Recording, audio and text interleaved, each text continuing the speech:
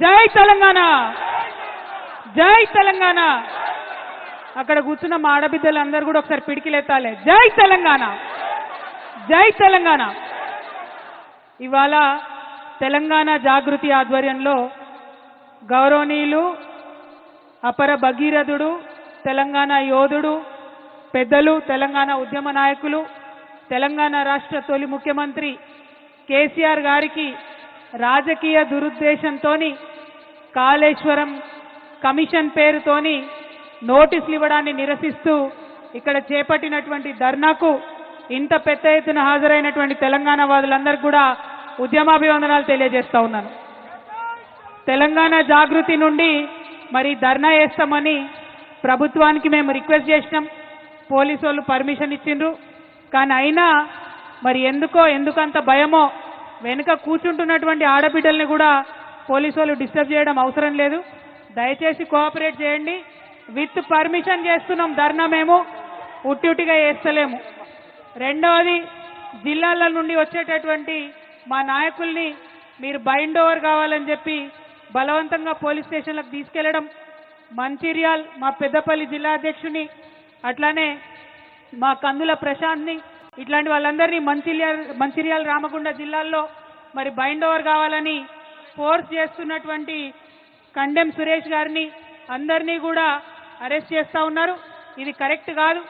ప్రభుత్వం పర్మిషన్ ఇస్తే ప్రజాస్వామ్యం, ప్రజాపాలన అని చెప్పుకుంటున్నారు.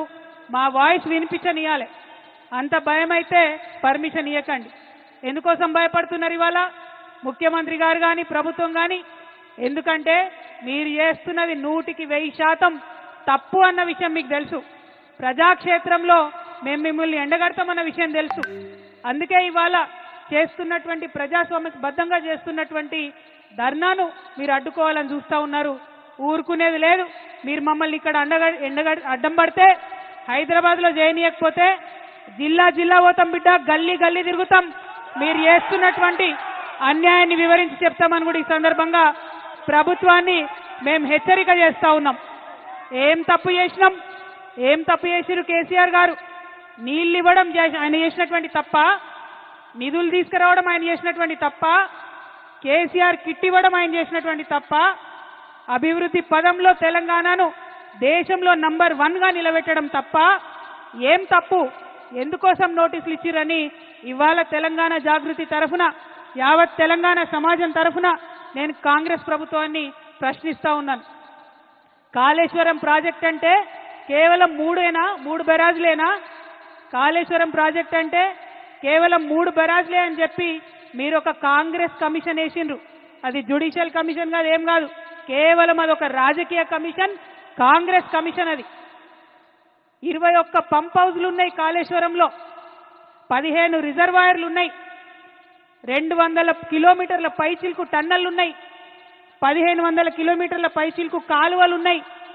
కాళేశ్వరంలో ఎత్తిపోసిన మట్టితోని దాదాపు 300 పిరమిడ్లు కట్టొచ్చు. కాళేశ్వరంలో వాడినటువంటి స్టీల్తోని ఒక 100 ఐఫిల్ టవర్లు కట్టొచ్చు. కాళేశ్వరంలో పోసినటువంటి కాంక్రీట్ తోని ఒక 50 బుర్జ్ ఖలీఫాలు కట్టొచ్చు. అంత పెద్ద ప్రాజెక్టు కాళేశ్వరం. కాళేశ్వరం ప్రాజెక్టు మొత్తం కంప్లీట్ అయితే 35% తెలంగాణ భూభాగానికి సాగునీరు ఇచ్చేటటువంటి ప్రాజెక్టు కాళేశ్వరం ప్రాజెక్టు. 40 టీఎంసీలతోని శాశ్వతంగా హైదరాబాద్కు మంచినీళ్ళు ఇచ్చేటటువంటి ప్రాజెక్టు కాళేశ్వరం ప్రాజెక్టు. 16 టీఎంసీలతోని మన పరిశ్రమలన్నిటికీ కూడా నీళ్ళు ఇచ్చేటటువంటి ప్రాజెక్టు కాళేశ్వరం ప్రాజెక్టు.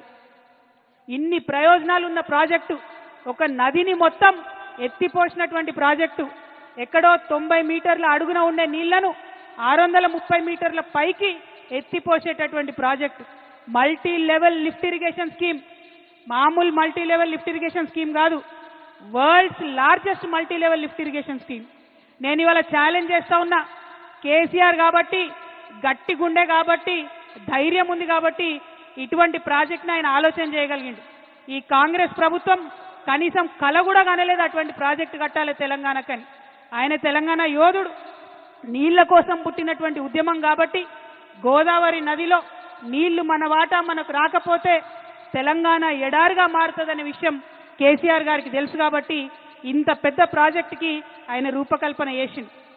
అంతకుముందు రాజశేఖర్ రెడ్డి గారు ప్రాణహిత చేవెళ్ల ప్రాజెక్ట్ అని పెట్టి కేవలం 16 టీఎంసీలు తెలంగాణకు వచ్చేటట్టుగా ప్లాన్ చేస్తే కేసీఆర్ గారు దాన్ని మార్చి 16 టీఎంసీలు నిలవ ఉండడం కాదు 141 టీఎంసీలు నిలవ ఉండాలే అని రిజర్వాయర్లు 15 రిజర్వాయర్లు కట్టిండ్రు.